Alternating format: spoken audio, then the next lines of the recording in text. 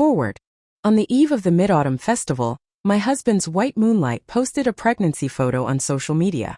The caption read, "Thank you, Arthur Reed, for this gift. With the arrival of new life, our family is finally complete." I stared at it in disbelief, rereading it several times, then commented with a simple question mark. My husband's angry call immediately came through. "She's not married and she can't have a child on her own. How pathetic is that?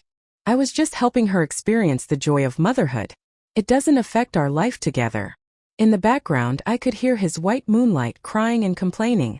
In that silence, I made up my mind to divorce him. Half an hour later, his white moonlight posted another photo, flaunting their affection and tagging me. In love, there might be a first come, first served, but the one who isn't loved is the true third party. I knew this was just Arthur's way of appeasing his white moonlight. But this time I secretly applauded. He better not regret this. And he did. After the divorce, that usually arrogant and unrestrained man seemed to go mad, searching for me all over the world. I took off my wedding ring. It was the token of our love that Arthur had given me. I loved it, but it was always a size too small. Wearing it for so long had almost numbed me to the painful constriction. So it was unsuitable. Ultimately, it was unsuitable. Clutching my phone, I made a call.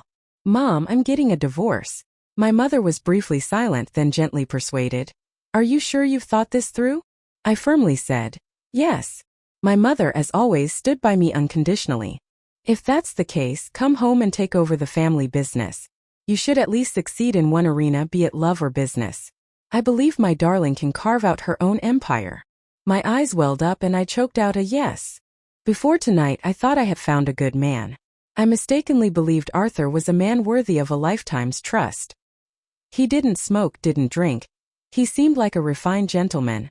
But just before Mid-Autumn Festival, he had cruelly wounded me again. Serafina-chan posted a pregnancy photo, explicitly thanking Arthur Reed. And just because I commented with a question mark, I received endless scolding from him. Afterward, I swallowed a mifepristone pill with a piece of mooncake. It was a medication to be taken within 72 hours of a miscarriage. I hadn't told anyone about my pregnancy, planning to inform Arthur about the miscarriage during the Mid-Autumn Festival. Unexpectedly, his white moonlight got ahead of me, publicly announcing her pregnancy. But I had already decided to divorce, so why would I be jealous or compete? When Arthur returned home, he had a frown on his face. "Go heat up dinner for me. I'm hungry." I silently put away the medicine, dumped the food from the table into the trash, and sat calmly watching him. "The food's gone bad. You can order takeout." Arthur's eyes narrowed slightly. "How could the food go bad? Did you do this on purpose?" I ignored him, rubbing my stomach and sipping hot water. Arthur returned, handing me a box of mooncakes. "These are Serafina's mid-autumn gift for you, durian mooncakes. Even though you upset her, she's chosen to forgive you. I mean, maybe you should apologize to her." I glanced at the mooncakes indifferently. After years of marriage, he knew I was allergic to durian. Yet because Serafina asked him to bring them, he did. Whoever wants them can eat them. I don't want them. Arthur slammed his hand on the table, standing up, clearly agitated. "What's with the pretense of being noble? She's not married, she can't have a child on her own. She just wants to experience motherhood. I'm simply lending a hand. Why are you so heartless without any sympathy?" I ignored him, stood up, and headed to the bedroom to retrieve the divorce agreement. I had had it prepared by a lawyer long ago. Seeing my coldness, Arthur reached out and grabbed my arm, trying to continue the argument. Under his sudden force, my body, weak from the recent miscarriage, swayed and I stumbled, falling to the ground. The pain made my face pale and my lips tremble. Arthur looked down at me from above, his face filled with impatience. "Stop pretending. You're quite good at it. Don't think feigning pity will get you out of apologizing to Serafina." The next second, blood slowly seeped between my legs, accompanied by a dull throbbing pain. I panicked. "Take me to the hospital quickly." "Okay." Arthur's expression shifted slightly. He carried me downstairs without a word. As I got into the car, I smelled a peculiar odor. I turned my head and saw several torn stockings on the back seat. In the corner there was also a box of condoms. Took a deep breath and said nothing. Arthur, flustered, explained, "I lent the car to a friend before. Those aren't mine." I'll throw these dirty things out right now. I bit my lip hard, enduring the pain. No need. Just take me to the hospital quickly. The hospital was just a traffic light away. A few minutes' drive. Serafina's call rang, and Arthur quickly answered. Serafina said her stomach hurt and she wanted Arthur to be with her. Arthur turned to me. You can get off here. The hospital's close enough. Serafina needs me more. My body trembled with pain. I can't take another step. Arthur's expression was disgusted. His voice even more impatient than usual. Stop acting pitiful, okay? Anyone would think you're dying of cancer. Get out. It was hard to imagine that he would forcibly drag me out of the car and abandon me on the street without a single word of concern before driving away. A few days later, when I returned home from the hospital, Arthur was there, yelling furiously, his words a barrage of accusations. So, you finally remember you have a home to come back to? Anyone would think you wanted a divorce. I couldn't believe his heartlessness. After Arthur left me on the street, I had tried to walk in the direction of the hospital, but after a few steps I was drenched in sweat. A sharp, cramping pain shot through my abdomen and I nearly blacked out. The scorching sun beat down on me, and I felt as if an invisible web of silk was wrapped around my body, impossible to tear or escape. Any second I felt I would plunge into endless darkness. If not for a kind stranger noticing my distress, I might have collapsed on the way to the hospital, and the consequences would have been unimaginable. I had narrowly escaped death. Just then a voice came from the bathroom. Is Lily back? I distinctly heard Serafina's voice. Were they so impatient to be together while I was gone? Arthur, guilty, didn't dare to look at me. Serafina isn't well, and she's pregnant with no one to take care of her. I persuaded her many times before she finally agreed to move into our house. I gave him a cold, piercing look. Half an hour earlier, I had seen Serafina's latest social media post. The accompanying picture was of Arthur in the kitchen making porridge. The caption read, "A man who loves you will care for you without being taught. He looks so handsome making porridge. Love you, dear." Arthur went to the kitchen and proactively brought me a bowl of porridge. I know you're not well. I made this porridge to help you recover. I snatched the bowl and dumped the porridge directly into the trash, feeling nothing but nausea. Filthy stuff. I don't want to eat it. Arthur's face immediately turned grim and terrifying. What's with your histrionics again? I simply lent my seed to Serafina so she could have a child. If you're unhappy, you can have one too. He paused briefly, then let out a heavy, cold snort. My porridge is considered a treasure by some, unlike by others who view it as trash. In the past, out of resentment, I would have argued a few sentences. Now I merely stared at him coldly. Only after he had finished his hysterical outburst did I slowly open my mouth. Are you done? Then I'm going to rest. I returned to the master bedroom, locking the door. A few seconds later, an angry roar erupted from the living room. What a lunatic. Soon Serafina's soft, gentle voice could be heard, coaxing him to calm down. I could easily guess she had come out of the bathroom wrapped in a towel. In the past, I would have been tormented by their presence, suffering severe mental exhaustion and sleepless nights. Tonight, however, I slept exceptionally soundly. Since that night, I'd acted as if nothing had happened, going to work and coming home as usual every day. If not for my fall and bleeding, which disrupted my plans, I would have divorced Arthur much earlier.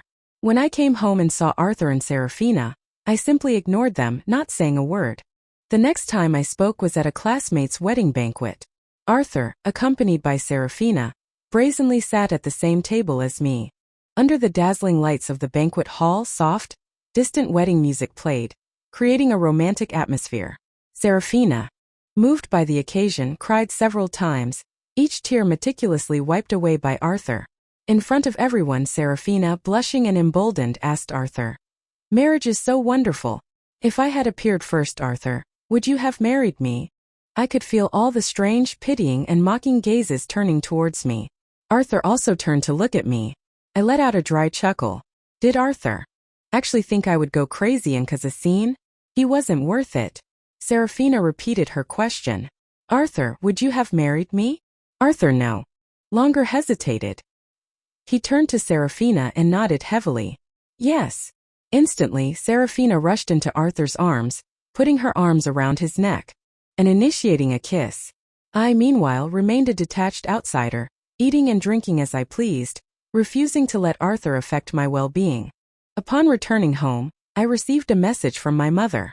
She had booked a flight ticket for me to come home. I packed my luggage, checked in what needed to be checked, and discarded what needed to be discarded. Most importantly, I would never see Arthur again. Divorce countdown. It was a brave farewell to everything in my past. My mother also shared another piece of news. A few days ago, I acquired a small company. It just happens to be the place where that scumbag who hurt you works. When you come home, I'll give you the company. You can do anything you want, darling. My mother truly cared for me. I could feel that she was worried about me, afraid I might have problems. I acknowledged her words, neither agreeing nor refusing. I would think about the future later. When Arthur came home, he saw me packing. It's rare that you'd be willing to give up the master bedroom. The second bedroom is small and stuffy. Although Serafina doesn't say it, I know she's uncomfortable living there, being pregnant. I gave a casual, dismissive reply. After I leave, whether you each have a bedroom or not is none of my business. As I spoke, Serafina, who had been following Arthur, strode over, looking up at me pitifully. Lily, are you leaving? Did I do something to upset you? I'm sorry, if anyone should leave, it's me. I won't disturb you two anymore. Arthur grabbed Serafina's wrist, not allowing her to leave, then glared at me. You're always looking for trouble. I was just about to praise your recent good behavior, but you're acting up again. Truly, I can't harbor any goodwill towards you. I silently watched his angry face. The atmosphere in the room seemed to solidify at that moment. Arthur lit a cigarette, slowly exhaling a cloud of thick smoke. The smoke choked me, making me cough repeatedly. Serafina, beside him, mumbled that she was pregnant and couldn't inhale secondhand smoke. Arthur, startled, quickly stubbed out his cigarette and opened the window for ventilation. When I returned from the hospital, he hadn't asked about the bleeding, nor had he shown any concern. Instead, he lavished extra care on Serafina, as if afraid she would melt if he held her too tightly or drop if he let go. But none of that mattered anymore. I simply didn't care. Are you done talking? Then I'll continue. Packing. Arthur impatiently waved his hand in irritation. If you want to make a fuss, go ahead, no one's stopping you. Oh right, Mid-Autumn Festival is in few days. I'll buy beef, crabs, and prawns. You prepare a nice meal for us. He added. Serafina is pregnant. She needs good nutrition. I nodded. Okay. Arthur seemed surprised. He hadn't expected me to agree so easily. He then cautiously confirmed, Mid-Autumn Festival is for family reunions. The three of us eating together, of course, needs careful preparation. I nodded again. Okay. This Mid-Autumn Festival would have flowers, mooncakes, and a meticulously prepared feast. Joyfully, it would also be my last meal with Arthur. I planned to give Arthur the signed divorce agreement on Mid-Autumn Festival, to officially bid farewell to our marriage and end a failed relationship. While packing, I saw the glass jar filled with paper cranes. Without emotion, I chose to discard them. Trash belongs in the trash can. In the past, whenever Arthur did something that made me happy, I would fold a paper crane and put it in the glass jar. When the jar was full, I promised to marry him. To marry him sooner, I didn't dare to quibble over anything. From Arthur casually throwing out trash when he left, ordering takeout or bubble tea, to proactively pouring me hot water, I would fold extra paper cranes for the jar. I never expected our marriage to turn into such a mess. If Arthur had found someone else, not Serafina, I might not have felt so bad. But to lend his seed to help her get pregnant, and it had to be Serafina. Serafina, the one who had tormented me like a nightmare for years. The one who had deeply hurt me, leaving indelible scars, the one I hated the most. In school, Serafina and I were desk mates. My parents were divorced and I was reclusive, plus my weight made me an outcast. Only Serafina, with her beautiful looks, was willing to accept me with a smile. Who would have thought that after I poured my heart out to her, Serafina would immediately turn on me upon learning my situation? She was crueler than anyone else, calling me an unwanted bastard. Not only did she verbally abuse me, but she also conspired with other classmates to completely isolate me. Moreover, whenever Serafina was unhappy, she would use fine needles and an iron awl to stab my thighs, totaling 218 times. I was terrified and helpless, even contemplating suicide. It was then that Arthur appeared like a savior. He always protected me. His young voice, his small body, yet he gave me the greatest sense of security. Years later, I brought up the old incident. Arthur, after too much to drink, simply said, "I deliberately acted against Serafina because I wanted to get her attention. If I didn't like Serafina, I wouldn't have protected you, Lily." When he sobered up, Arthur would say he loved me, and it was hard for me not to laugh. Serafina. She was Arthur's unattainable white moonlight from his school days. And I was dispensable always. I finally understood why there was a foul smell in the room. It turned out that the pillow hid a moldy dream in my rotten ideals, and under the bed I found a corpse. It was the young me. That night my mom video called me. "Lily, don't be sad over that scumbag. Arthur doesn't deserve you at all. Once you separate, he'll be filled with regret." I smiled indifferently. It's all in the past. I don't care. My mom changed the subject. "Honey, I bought you a new house, a new car, and lots of beautiful new dresses. I don't know if you'll like them, but if not, I'll go with you to pick out others when you come home." I acknowledged her words with a nod. After hanging up, I looked out the window at the moon. As Mid-Autumn Festival approached, the moon in the sky grew exceptionally bright. In a few days I would leave this sorrowful place forever. There was no sadness of parting, but rather an eager impatience. Clearly, Arthur misinterpreted my happiness. On the day of the Mid-Autumn Festival, I prepared a table full of fragrant dishes. There were flowers and my favorite 5-nut mooncakes. Arthur looked around with great interest, then let out a satisfied laugh. Not bad, very well prepared. It feels like home." I turned my head slightly and glanced at Arthur. "Time flies, it's already Mid-Autumn Festival." Serafina smiled at Arthur as he put food on her plate. She even posted on social media. The caption read, "My baby's daddy is so good to me. For someone as broken as me, he picks up the pieces and loves me. It's truly so much work. Happy Mid-Autumn Festival." I wasn't angry, nor was I provoked. Instead, I found it absurd and laughable. Without wasting any more time, I unfriended and blocked Serafina. She would no longer be a part of my life. I did the same for Arthur, unfriending and blocking him. Arthur noticed me fiddling with my phone and immediately frowned, his face darkening. "Your cooking is so good. Why don't you just quit your job and stay home to make nutritious meals for Serafina?" I nodded. "You're right. I just resigned yesterday." Arthur and Serafina exchanged glances, then both laughed happily. "Lily, you finally learned. That's right. You take good care of Serafina, and I, as your husband and head of the household, thank you." I said nothing. Arthur's words made Serafina sound more like his wife.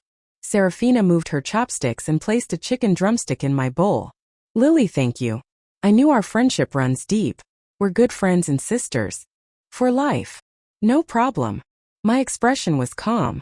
I silently picked up my bowl, rejecting Serafina's overture, watching Arthur constantly put food on Serafina's plate until it piled up.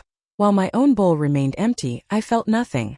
Finally, at the dinner table at their happiest moment, I pulled out the drafted divorce agreement and formally proposed ending our relationship. I smiled faintly. "It's getting late. Let's sign the divorce papers. I'm leaving." Arthur's expression was one of shock. Serafina's eyes reddened. "Lily, don't be angry with Arthur. It's me who affected your marriage.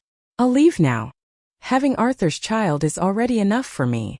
With that, Serafina grabbed her purse, pushed open the door and ran out, crying.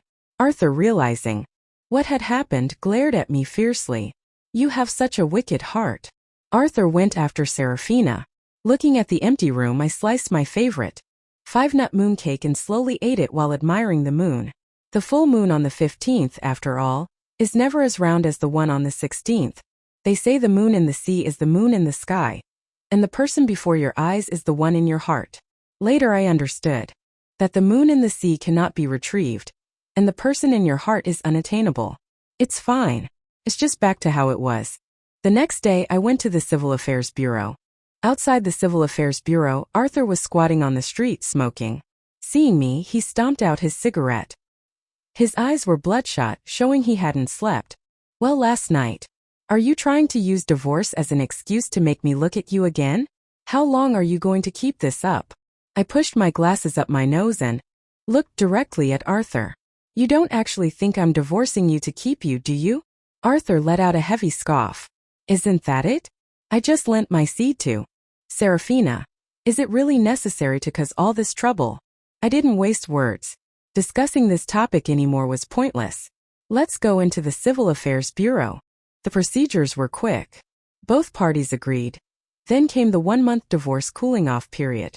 After leaving the Civil Affairs Bureau, Arthur immediately called Serafina. Don't cry. I've already punished Lily with the divorce. She'll definitely apologize and beg you to come back. Otherwise, I'll really divorce her in a month. I glanced at him. Using divorce as a punishment? That truly was a clever move. However, right and wrong no longer mattered. In the adult world, only results matter.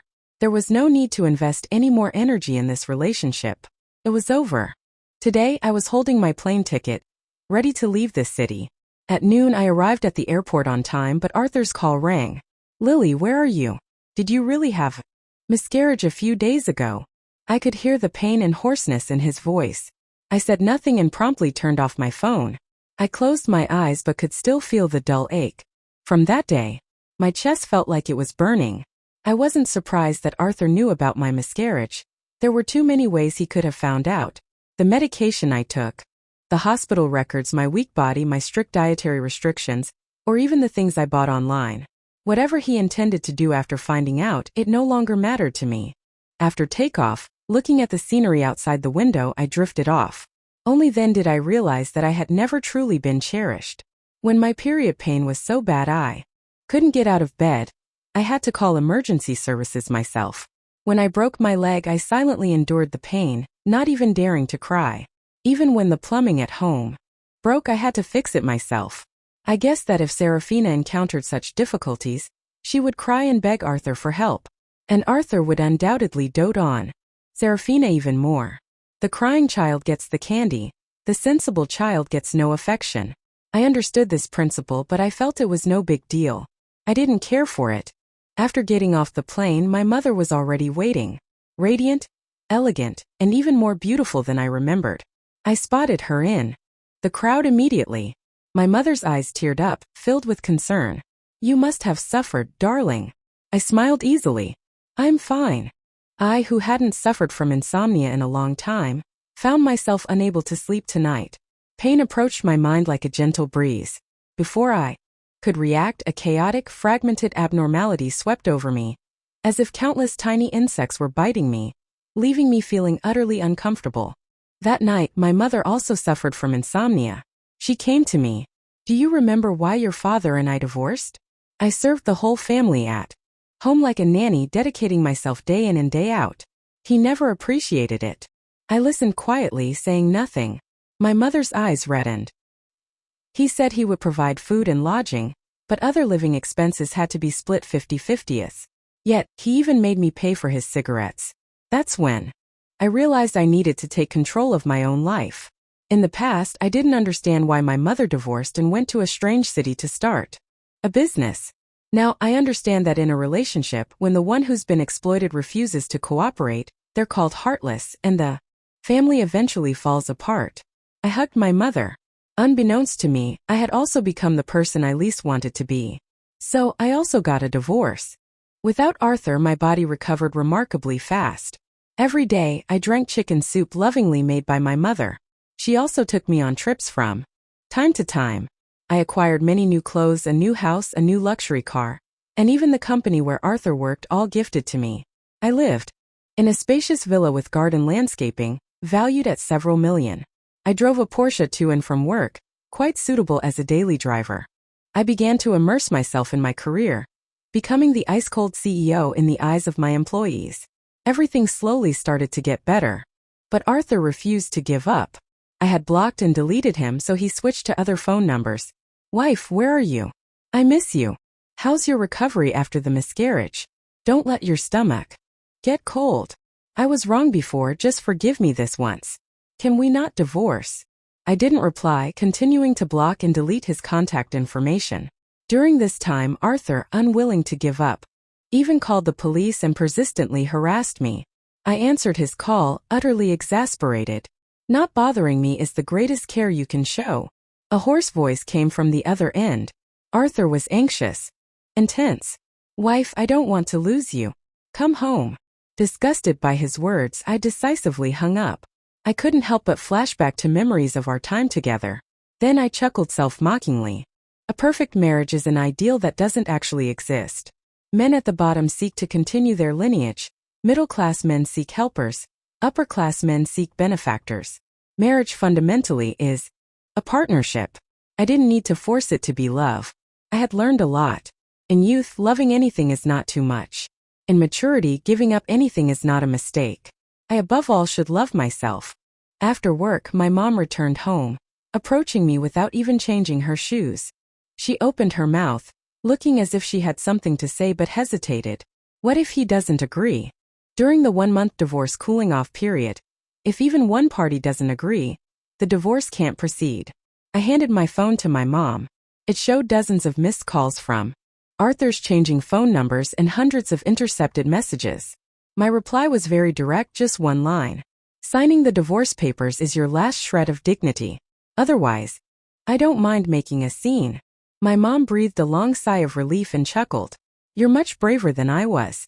Oh right, what do you want to eat today? I'll cook for you. As the month drew to a close, I flew back a few days early to get the divorce certificate at the local civil affairs bureau. I went to the company first and ran into Arthur. He called out my name loudly, his mouth agape in disbelief, as if he could swallow several eggs. Lily. The department manager next to him snapped.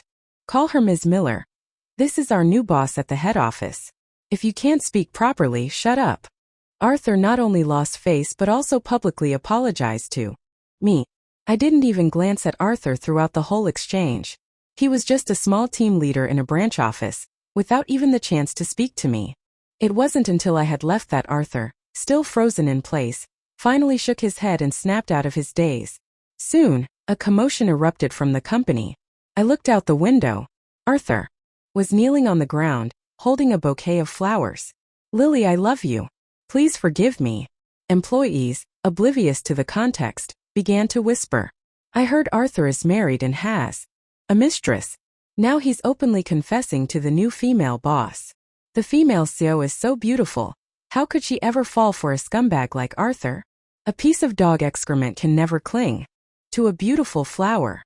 I told an employee to stop Arthur immediately, as he was affecting the company's image. So Arthur was led away looking utterly dejected into the security room. The next time I saw him, his dazed expression suddenly became frantic. Will you forgive me? I'll make Serafina have an abortion right now and cut ties with her completely. My face was expressionless. Let's have a meal together. All right. Arthur's face lit up with joy. He grabbed his phone and eagerly rushed closer. I walked outside, the sound of my high heels echoing. Arthur. Fawned over me. How's your body? Ever since I found out about your miscarriage, I've been so worried I couldn't eat and lost 10 pounds. I regret it so much. Only after you left did I realize I can't live without you. I felt a little dazed. Serafina had gotten pregnant through artificial insemination, and Arthur had finally obtained his once unattainable white moonlight. Why was he now filled with such regret, desperate for my forgiveness? Arthur grew more and more agitated, spreading his arms, wanting to hug me. My bodyguard immediately pinned him to the ground. I looked down at him, my face filled with contempt and disgust. So, you can be this pathetic too. Arthur's expression was distorted. It's okay, Lily, whatever you do to me, I'll forgive you. You filed for divorce to get back at me, I understand. You still like me deep down. It's my fault for neglecting you before. I truly know I was wrong. I was speechless for a moment. Regret? This man before me. He used to say good morning and good night. We always had endless topics to talk about. Now looking back, I realize he wasn't as good as I imagined. It was I who had gilded him. Now without that filter, he was just an ordinary man. In this relationship, love rose and fell with the wind, and my heart remained restless with the lingering resentment. The hardest part was that my future plans included him, but he was thinking of having a foot in 2 boats. I saw him with his white moonlight, passionately in love, and you even humiliated me in various ways. Why, Arthur Reed, should I continue to love you just because you turn back? Whether it's a regret or not no longer matters. I knew it was unfair and it hurt. But the evening breeze awakens the mind, and everything is hidden in the heart. For Arthur, I felt he wasn't worth it. There was no need, it was all in the past. If that's the case, there's no need for dinner. I've contacted Serafina. We'll meet at a coffee shop. Seeing Serafina again, her belly was noticeably larger. If I hadn't miscarried, I might have looked similar. Serafina was furious. Lily, let go of Arthur. Immediately. First, you filed for divorce to win him back, and now you're forcibly detaining him? Don't you have any shame? Her words implied that she resented me for trying to steal Arthur. I looked at Serafina with disdain. Think whatever you want. You'd better control Arthur so that he and I can get our divorce smoothly. Serafina paused for a second. I waved my hand and the bodyguard released Arthur. Right in front of Serafina, Arthur's eyes reddened, tears streaming down his face. It's all my temporary confusion that I agreed to Serafina's absurd artificial insemination. Lily, please forgive me. Only after losing you did. I realize you're the one I love. Instantly, Serafina was dumbfounded, her lips trembling uncontrollably. No, impossible. Arthur stood up, raised his hand, and delivered a sharp, resounding slap. A red mark appeared prominently on Serafina's left cheek. Serafina clutched her face in disbelief. Arthur Reed, you actually hit me? Why? Arthur was distraught, like a dying man suddenly grabbing a lifeline. You evil woman. It's you who made me lose the woman I love most. I love Lily. I hurt her so deeply, I'm a bastard. If I go to the 18th level of hell, you'll come with me. Then Arthur knelt, begging me for forgiveness. Please just forgive me this once. I was utterly speechless. Whether I forgive you or not doesn't matter. You call her your white moonlight. But in reality, you just lusted after Serafina's pristine body. You, Arthur Reed, have been a disgusting scoundrel from beginning to end. My words were harsh and my actions decisive. Seeing no possibility of reconciliation, Arthur lost all hope. This farce ended with both parties obtaining their divorce certificates after the cooling-off period. At that moment, my marriage withered away ingloriously. Afterward, I asked myself if I was sad. In truth, not really. I just felt a significant lightness in my heart. Something had been completed, settled. The moment Arthur said it was merely lending his seed to Serafina for pregnancy, I had already let go of this relationship. So what is love? Why must I be the one to cry? Why must the woman be the one to suffer endlessly? In a failed relationship, I had already compromised enough. I hadn't betrayed the relationship. I would not endure a ruined ending. Nor would I wallow in self-pity and tears. All I had was anticipation for the future. The next time I heard Arthur's name was from the company's HR. This employee requested a month off. Should the company approve it? My expression was calm, and I replied indifferently. Deduct his pay, reassign him if necessary. If he doesn't meet the standards, then let him go. Without further ado, I focused my mind on my career. My mother managed the head office, while I honed my skills at the branch, constantly refining various business capabilities. Although busy, it was fulfilling and stable. I saw Arthur again a month later. He was noticeably more haggard, much thinner, no longer as handsome as before. His hair was messy and his face was bloodless. He was wearing the oversized clothes I had bought for him earlier. In the underground parking lot, he was quite conspicuous. He must have been waiting for a long time. Arthur stumbled, almost falling as he stood up. I finally waited for you, wife. I frowned slightly, displeased. You and I are over. Stop bothering me. Instantly, Arthur's body stiffened, and his eyes were wide with shock. I know I'm dirty, but I've cleaned myself thoroughly. I've washed for a whole month. I sighed. You know the saying, delayed affection is cheaper than grass, don't you? Arthur became flustered. His face showed panic and he stammered as he spoke. Lily, I was wrong. Truly wrong. Please love me again. Come home and live with me. I took 2 steps back, disgusted, avoiding Arthur's outstretched hand. It's impossible now. Hearing me say that, Arthur looked up, his eyes bloodshot. He pulled a steel wool pad from his pocket, his whole body frantic with emotion. But I used a steel wool pad to wash myself, see? I really cleaned myself. Please love me again just one more time. I can't lose you, I gasped, covering my mouth. I saw Arthur remove his clothes. His skin was red and swollen, with multiple cuts and bleeding. Are you crazy? Then Arthur rushed towards me desperately, spreading his arms, trying to hug me. Yes, I'm crazy. I have a disease where I'll die. Without you. I was terrified, trembling uncontrollably. I quickly got into the car and locked the doors, only then realizing my calves were shaking. Bang! Arthur pounded on the car window. Lily, I can't live without you. I'll cut off ties with Serafina. When she gives birth, I'll give you the baby. I can undergo artificial insemination. Why can't she be your surrogate? I took a deep breath, trying to calm myself. My heart felt like it would leap out of my throat. Go away. Time changes and people change. Some things, no matter how hard we try, can't go back to how they were. Seeing my departure obstructed, I simply called the police. Arthur was arrested without any resistance, still apologizing to me. The police officer sighed helplessly. If you're so devoted, why did you betray your marriage in the first place? I watched everything unfold with cold eyes. Arthur later broke down in sobs. It's all my fault. I was greedy and wanted two women's hearts. I didn't know how to cherish the good deeds others did for me. After you left, my world fell apart. I tried my best to make amends, but it was too late. I wronged you, Lily.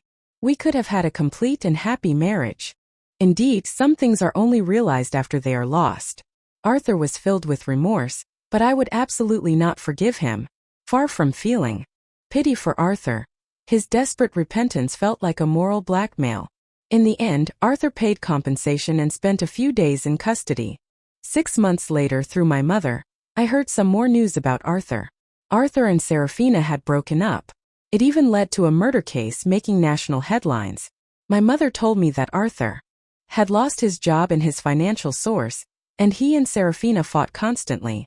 One time they had a very fierce argument and Serafina, in a fit of anger, blurted out that the child in her belly was someone else's.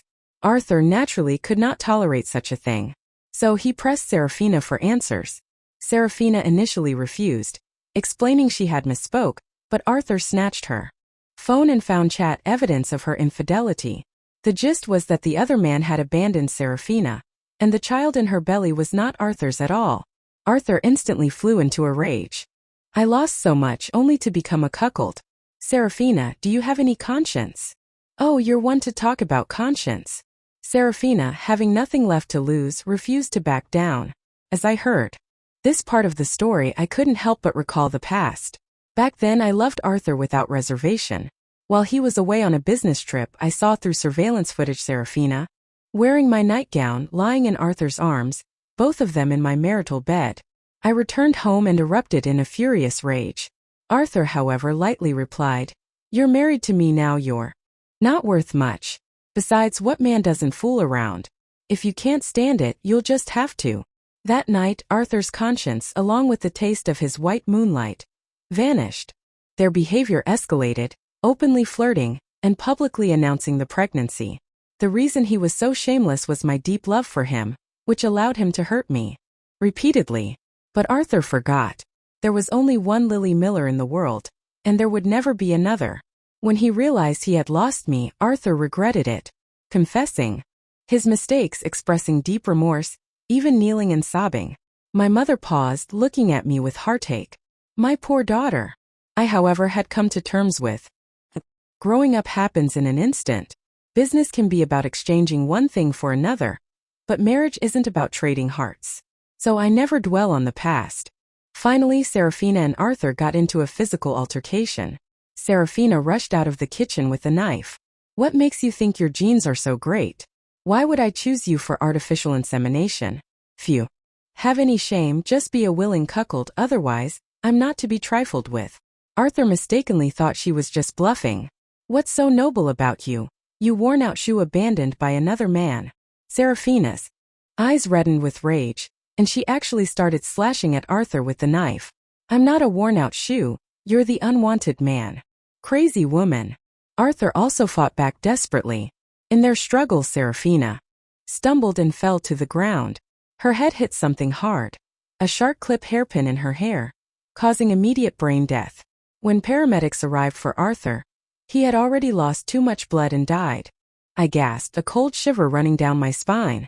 I never imagined their end would be like this. A cat that steals fish will always eat a sick one. My mother affectionately stroked my head. Congratulations. Embrace your new life. Yes, I said, a long-lost smile gracing my lips. The end.